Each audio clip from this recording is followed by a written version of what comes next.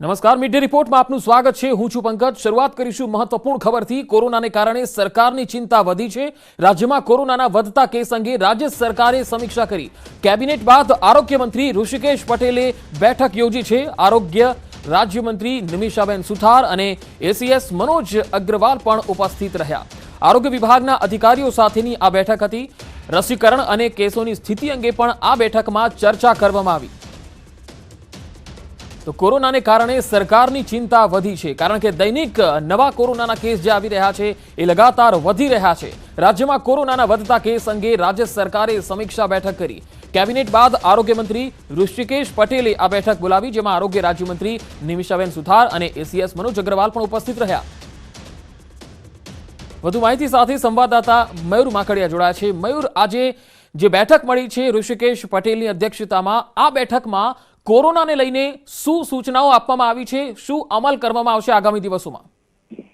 જી બિલકુલ, રાજ્ય સરકારની આજે કેબિનેટ બેઠક હતી ને કેબિનેટ બેઠક બાદ તુરંત રાજ્યના આરોગ્ય મંત્રી ઋષિકેશ પટેલે બેઠક બોલાવેલી હતી અને આ બેઠકની અંદર જો વાત કરવામાં આવે તો ખાસ કરી અને જે રીતે કોરોનાના કેસ વધી રહેલા છે, એક અઠવાડિયાથી 100 થી વધુ કેસ એ નોંધાઈ રહેલા છે ડેઈલી, અને તેને લઈ અને સમીક્ષા હાલ કરવામાં આવી રહેલી છે।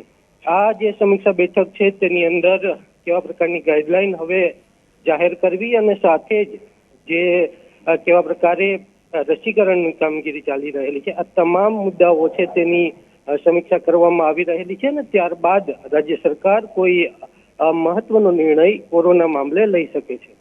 જી મયુર, આભાર સમગ્ર માહિતી આપવા માટે।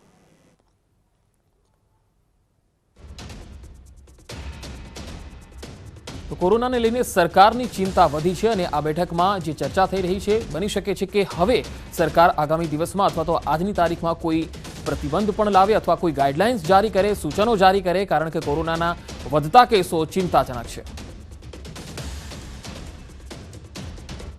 अंजारना लाखापरमा नर्मदानी लाइन में भंगाण सर्जायुं। वाल्व लीकेज थता पाणीना ऊंचा फुवारा उड्या। बस स्टॉपनी पासे नर्मदाना पाणी मार्ग पर फरी वळ्या। લીકેજના કારણે હજારો લીટર પાણી વેડફાઈ ગયું। આ તસવીરો જુઓ, જેમાં કેવી રીતે પાણીનો વેડફાટ થઈ રહ્યો છે। અંજારના લાખાપરમાં નર્મદાની લાઇનમાં ભંગાણ થયું હતું। વાલ્વ લીકેજ થયો અને પાણીના ઊંચા ફુવારા ઉડ્યા। બસ સ્ટોપની પાસે નર્મદાના પાણી માર્ગ પર ફરી વળ્યા। લીકેજના કારણે હજારો લીટર પાણી વેડફાઈ ગયું, અને એ પણ કચ્છ જેવા વિસ્તારની અંદર કે જ્યાં પાણીની હંમેશા અછત રહેતી હોય છે।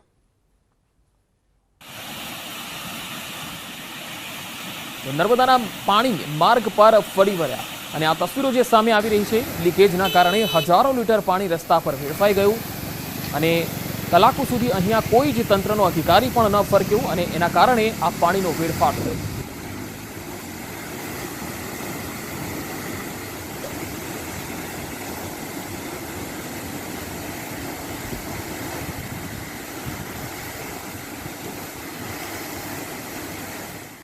અને હવે વાત કરીશું વરસાદની।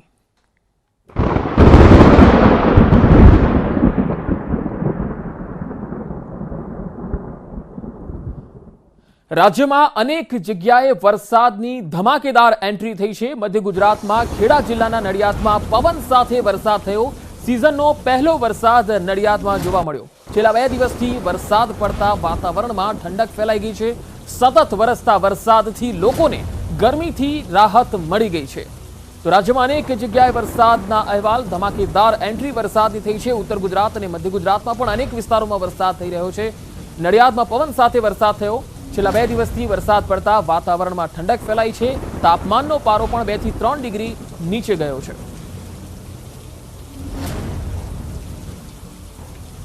તો મધ્ય ગુજરાતના ખેડા, આણંદ સહિતના વિસ્તારોમાં ગઈકાલ સાંજથી જ વાતાવરણ બદલાયેલું છે અને વરસાદી વાતાવરણ છવાયું છે। ખેડાના અનેક વિસ્તારોમાં વરસાદ થયો। નડિયાદમાં આજે સવારથી જ વરસાદ થયો। ખેડા જિલ્લાના નડિયાદ અને આણંદના કેટલાક વિસ્તારોમાં અને ગ્રામીણ પંથકમાં પણ પવન સાથે વરસાદ થયો। સિઝનનો આ પહેલો વરસાદ છે, જેથી લોકોમાં પણ ખૂબ જ આનંદનો માહોલ છે। ઘણા સમયથી ગરમી અને બફારાનો માહોલ હતો। મધ્ય ગુજરાતમાં વરસાદની જરૂર હતી।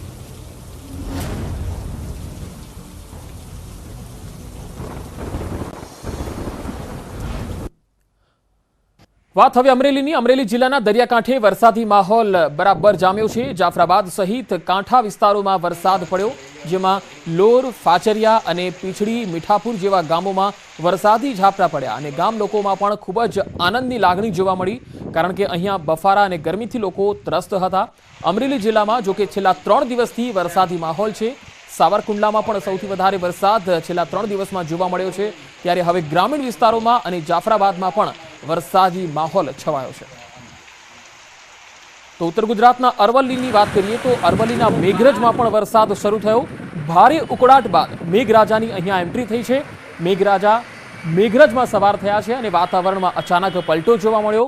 મેઘરજમાં ભારે ઉકળાટ બાદ મેઘરાજાની મહેર થઈ છે. ખેડૂતોમાં ખુશીનો માહોલ જોવા મળી રહ્યો છે. વાતાવરણમાં ઠંડક ફેલાઈ ગઈ છે. તાપમાનનો પારો પણ ગગડ્યો છે. અરવલ્લીના મેઘરજ સહિત ગ્રામીણ વિસ્તારોમાં પણ વરસાદ છે.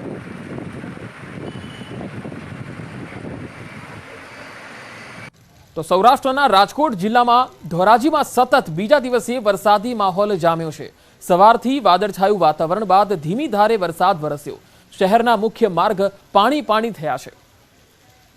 તો રાજકોટના અનેક ગ્રામીણ વિસ્તારોમાં વરસાદ છે. ધોરાજીથી જે તસવીરો આવી રહી છે તેમાં જોઈ શકાય છે સતત બીજા દિવસે અહીંયા વરસાદ થઈ રહ્યો છે. સવારથી જ વરસાદી વાતાવરણ છે.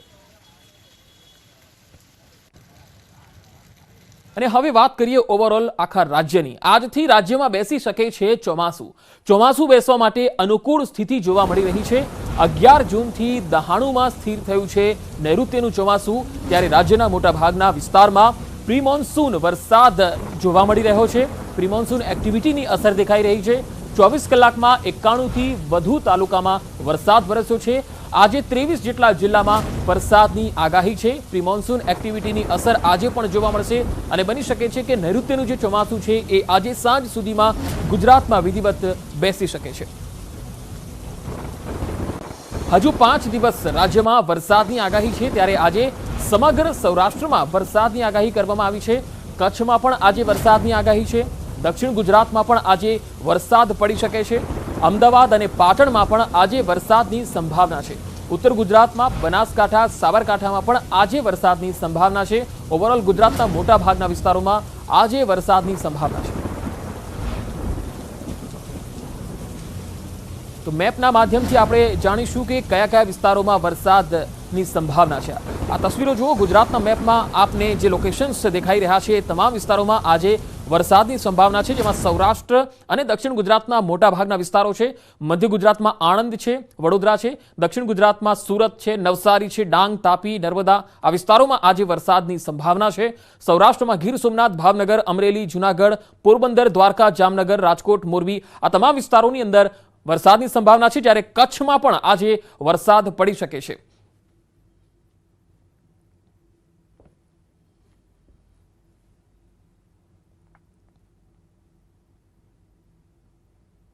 આજનો દિવસ જે છે એ સૌથી મહત્વનો એટલા માટે છે કારણ કે આજે સાંજ સુધીમાં વિધિવત ચોમાસું બેસવાની પૂરી સંભાવના છે.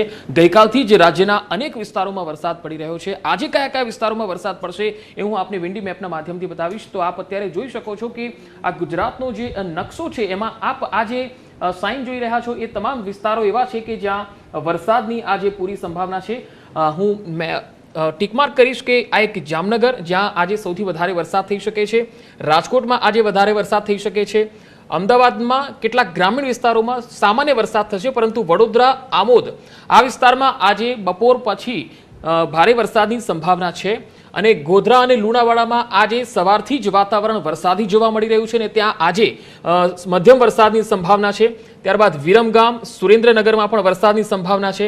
અને આજે આપ કોસ્ટલ એરિયા જોઈ રહ્યા છો ત્યાં એ આખો, જેમાં ભાણવડ આવે છે, પોરબંદર છે, જૂનાગઢ છે, ઉના છે, મહુવા છે, અમરેલી છે, ભાવનગર છે, આ તમામ વિસ્તારોમાં આજે વરસાદની સંભાવના છે. દક્ષિણ ગુજરાતની જો આપણે વાત કરીએ તો એક આ સુરત છે અને વલસાડ છે, વ્યારા છે, રાજપીપળા છે, એમાં પણ આજે વરસાદની પૂરી સંભાવના છે.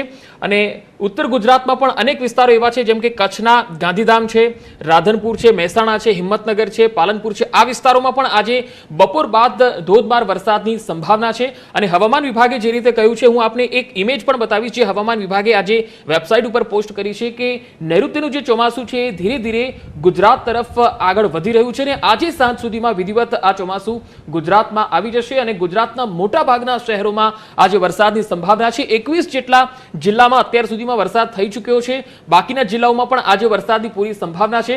ત્યારે આ તસવીર જે છે એ આપને હું બતાવીશ.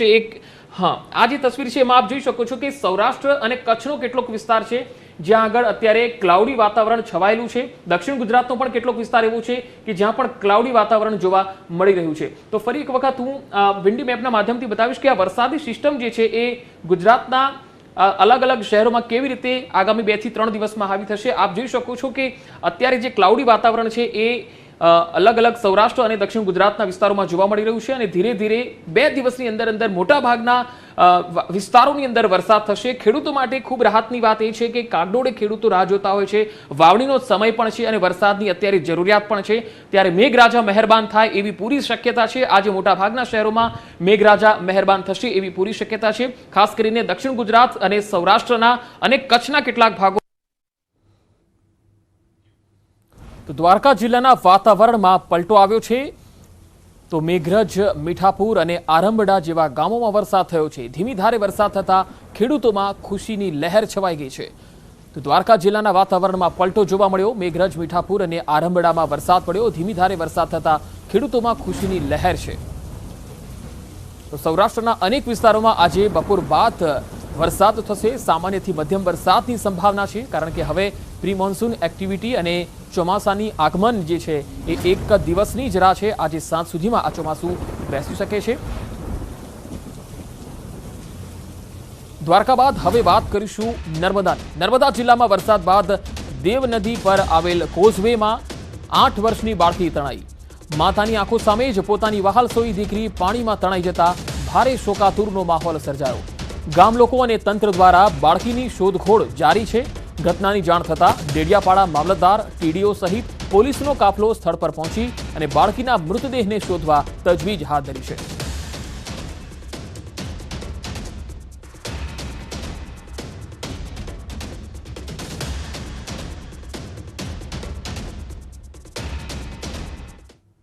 હવે અન્ય સમાચારો તરફ નજર કરીએ. અમદાવાદ જીએમડીસી ગ્રાઉન્ડમાં કોંગ્રેસની સભા.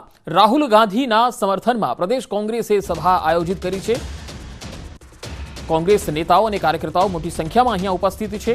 જીએમડીસીથી કોંગ્રેસ નેતાઓ ઈડી ઓફિસ જશે. જગદીશ ઠાકોર, સુખરામ રાઠવા, અમિત ચાવડા, પરેશ ધાનાણી સહિતના નેતાઓ ઉપસ્થિત છે. આજે તેઓ ઈડીની ઓફિસનો ઘેરાવ કરશે કારણ કે કોંગ્રેસનો આરોપ છે કે સરકાર એજન્સીઓનો દુરુપયોગ કરી રહી છે અને ખોટી રીતે પરેશાન કરવામાં આવી રહ્યા છે. જીએમડીસીમાં સભા હોલમાં મોટી સંખ્યામાં કોંગ્રેસના કાર્યકર્તાઓ અને દિગ્ગજ નેતાઓ ઉપસ્થિત છે.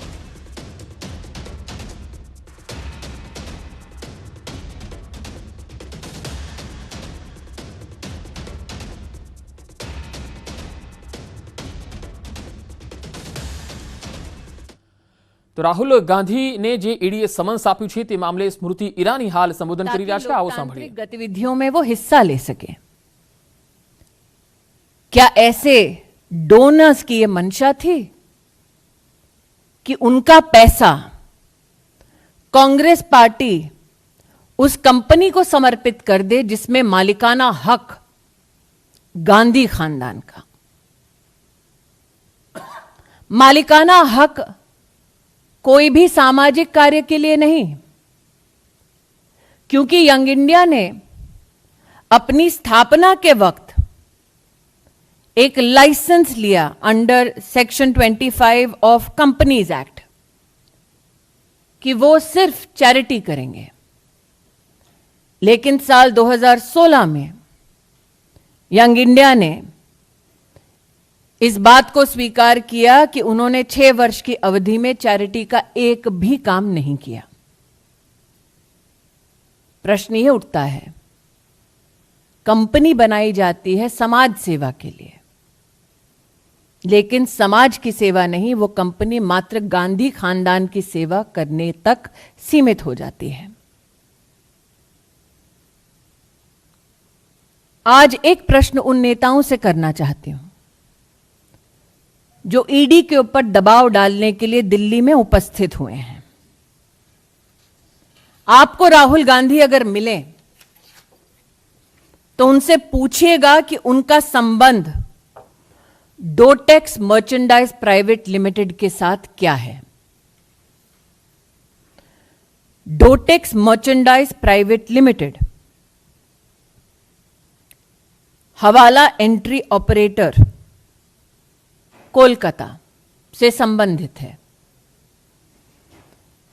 जो कैश के बदले चेक देती है,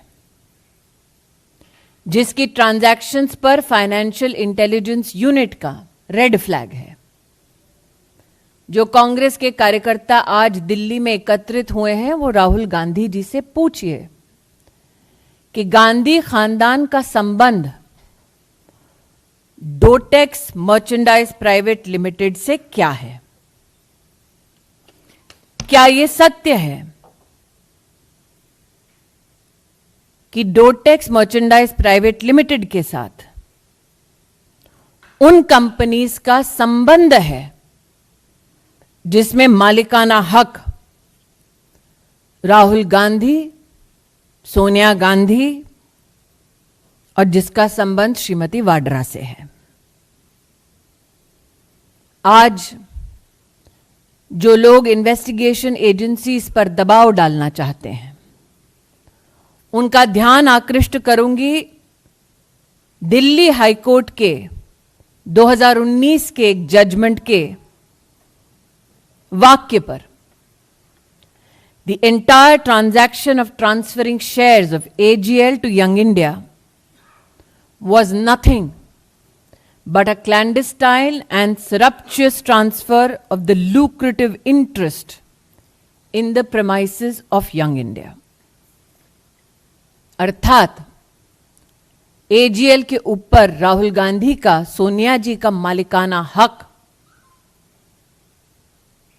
गैर कानूनी तौर पर संपत्ति पर अधिकार जमाने का एक प्रयास है। इसलिए आज जो गतिरोध कांग्रेस के नेता और कार्यकर्ता राहुल गांधी के बुलावे पर कर रहे हैं, मैं देश को बतलाना चाहूंगी कि ये लोकतंत्र को बचाने का प्रयास नहीं है, गांधी खानदान की 2000 करोड़ की संपत्ति को बचाने का प्रयास है। Ladies and gentlemen, at the clarion call of the Gandhi family, leaders and workers of the Congress party have descended onto the streets of the national capital to pressurize investigating agencies. A gentleman who is out on bail seeks to pressurize an investigating agency which seeks to unravel the corruption of the Gandhi family. Never before has such a blatant attempt been made by one political family to hold investigative agencies to ransom. Never before has a political family been so desirous of protecting their ill-gotten gains as the Gandhi family. So the questions that I put forth to you for the consumption of citizens at large is this. In the 1930s, Associate Journal Limited was formed with 5,000 freedom fighters as shareholders. Today, a company that was to be run by freedom fighters has been usurped by the Gandhi family. It is projected that the intent of AGL was to publish newspapers. However, in 2008, it seems the company declared it shall no longer publish newspapers, but go into the business of real estate. It is publicly known that the Congress party has waived off a loan of 90 crores. The question humbly I ask of those who have possibly donated money to the Congress party so that democratic values in our country can be strengthened. Did you know that the Congress party, instead of utilizing that money for public gain and public service, utilized it to profit the Gandhi family? The fact that the Gandhi family had to invite તો ભાજપે press conference કરીને અને રાહુલ ગાંધીના બચાવમાં જે રીતે કોંગ્રેસ કાર્યક્રમ આજે આપી રહી છે તેના ઉપર પ્રહાર કર્યા. તેમણે કહ્યું છે કે આ લોકો તમામ લોકો જે છે એ સંપત્તિ બચાવવાનો પ્રયત્ન કરી રહ્યા છે, ના કે લોકતંત્ર. સમાચારોમાં આગળ વધીએ. રખડતા ઢોરની સમસ્યા હજુ પણ ઠેરની ઠેર છે. જામનગરમાં રખડતા ઢોરની સમસ્યા માથાનો દુખાવો બની ગઈ છે. રવિવારે શહેરના પોશ વિસ્તારમાં રખડતા પશુએ વૃદ્ધને અડફેટે લઈ મોતને ઘાટ ઉતાર્યા હતા, જેને લઈને શહેરીજનોમાં ભારે રોષ ફેલાયો. શહેરમાં અગાઉ પણ રખડતા ઢોરની અડફેટે ઘાયલ થવાની અનેક ઘટનાઓ બની ચૂકી છે, છતાં સમસ્યા જેવીને તેવી જ છે. ગઈકાલે શહેરમાં રખડતા ઢોરે એક આધેડને અડફેટે લીધા, જેના કારણે આધેડનું મોત થયું. ચાંદી બજારમાં રહેતા ભરતભાઈ બોસમિયા નામના આધેડને રખડતા ઢોરે અડફેટે લેતા ગંભીર રીતે તેઓ ઘવાયા હતા અને સારવાર મળે એ પહેલા જ મોતને ભેટ્યા. ભરતભાઈ તેમના ઘરેથી બહાર નીકળ્યા ત્યારે તેઓના ઘર પાસે ઢોરે અડફેટે લીધા, જેના કારણે તેમને માથાના ભાગે ગંભીર ઈજા થઈ અને તેમને હોસ્પિટલ ખસેડ્યા હતા, જ્યાં સારવાર મળે તે પહેલા જ તેઓનું મૃત્યુ થયું.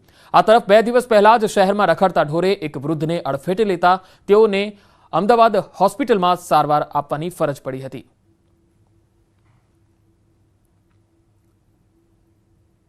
મહેસાણા શહેરમાં પણ રખડતા ઢોરનો આતંક વધી રહ્યો છે. રખડતા ઢોરની અડફેટે એક યુવક ઘવાયો છે. રાધનપુર રોડ પર પાંજરાપોળ પાસેનો આ બનાવ છે. યુવકના માથામાં 4 ટાંકા આવ્યા. મોટાપ ગામનો આ યુવક મહેસાણામાં આવ્યો હતો. તો મહેસાણા શહેરમાં રખડતા ઢોરનો આતંક વધી રહ્યો છે. રખડતા ઢોરની અડફેટે યુવક ઘાયલ થયો છે. રાધનપુર રોડ પર પાંજરાપોળ પાસેનો આ બનાવ છે. યુવકના માથામાં 4 ટાંકા આવ્યા. મોટાપ ગામનો યુવક મહેસાણામાં આવ્યો હતો. તો બે અલગ અલગ તસવીરો આપને બતાવી રહ્યા છે. એક તરફ જામનગરમાં એક આધેડ મોતને ભેટ્યો, તો બીજી તરફ એક યુવક ઘાયલ થયો છે. આ બંને ઘટનાઓ રખડતી રંજાડની છે. રખડતા ઢોરોના કારણે રાહદારીઓ ભોગ બની રહ્યા છે, વાહન ચાલકો ભોગ બની રહ્યા છે અને તેની સામે તંત્ર લાચાર દેખાઈ રહ્યું છે.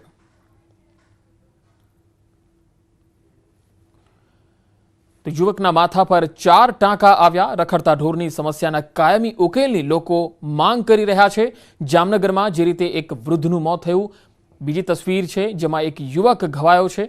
આ બંને તસવીર ન માત્ર 2 બનાવો છે, આ પહેલા પણ અનેક બનાવો વડોદરા, અમદાવાદમાં પણ સામે આવી ચૂક્યા છે. ત્યારે વહીવટી તંત્રએ એક ઠોસ નીતિ અખત્યાર કરવાની જરૂર છે.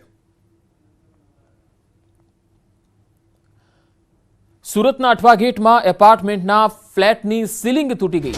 ઋષિરાજ એપાર્ટમેન્ટના ફ્લેટની સીલિંગ તૂટી જતા ફ્લેટ બંધ હોવાથી મોટી જાનહાનિ ટળી છે. સ્થાનિકોના મતે અગાઉ મનપાએ નોટિસ પણ આપી હતી. બિલ્ડિંગ જર્જરિત હોવાથી રિપેરિંગની નોટિસ હતી. ઘટનાને પગલે ફાયરની ટીમ સ્થળ પર પહોંચી હતી.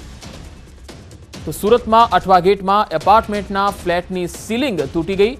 ઋષિરાજ એપાર્ટમેન્ટના ફ્લેટની સીલિંગ તૂટી ગઈ હતી. જોકે ફ્લેટ બંધ હોવાના કારણે અહીંયા મોટી જાનહાનિ ટળી હતી. જો ફ્લેટમાં કોઈ વ્યક્તિ રહેતા હોત અથવા તો એ વખતે કોઈ હાજર હોત તો તેમના જાનમાલને પણ નુકસાન થયું હોત. સ્થાનિકોના મતે અગાઉ મનપાએ આ બિલ્ડિંગને નોટિસ પણ આપેલી છે, કારણ કે આ બિલ્ડિંગ ઘણા સમયથી જર્જરિત હાલતમાં છે, જેથી તેનું રિપેરિંગ જરૂરી છે. વધુ માહિતી સાથે સંવાદદાતા સુરતથી કીર્તેશ જોડાયા છે. કીર્તેશ, ઋષિરાજ એપાર્ટમેન્ટ કેટલા સમય જૂનું એપાર્ટમેન્ટ છે? ક્યારે નોટિસ આપવામાં આવી? હાલ જે તૂટી ગયું છે, સીલિંગ તૂટી ગઈ છે, ત્યાં શું સ્થિતિ છે?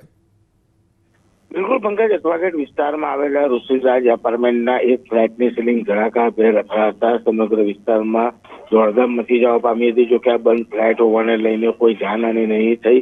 રહેવાસીઓનું કેવું છે, બિલ્ડિંગ જર્જરિત થઈ ગઈ છે. સુરત મહાનગરપાલિકા છેલ્લા લાંબા સમયથી આ લોકોને રિપેરિંગ માટે નોટિસ આપે છે. 9મા માળનો 108 ફ્લેટ છે. 70% રહેવાસીઓ રિકન્સ્ટ્રક્શન માટે તૈયાર છે. 30% લોકો જ 15% આર્થિક રીતે મજબૂર અને 15% કોઈ જવાબ આપવા તૈયાર નથી. જોકે 20 વર્ષ કરતા વધુ જૂનો એપાર્ટમેન્ટ છે. એપાર્ટમેન્ટને અનેક વખત રિનોવેશન માટેની નોટિસ આપવા છતાંય રિનોવેશન કરતા આજે આ ઘટના બની હતી. આ ઘટનામાં કોઈ જાનહાની થઈ નથી, પણ ઘટનાને લઈને થોડાક સમય માટે સમગ્ર વિસ્તારમાં દોડધામ સાથે ભયનો માહોલ ફેલાઈ જવા પામ્યો છે. પંકજ. જી કીર્તિશ, આભાર માહિતી આપવા માટે. તો મીડિયા રિપોર્ટમાં અત્યારે આટલું જ. રજા આપશો. નમસ્કાર.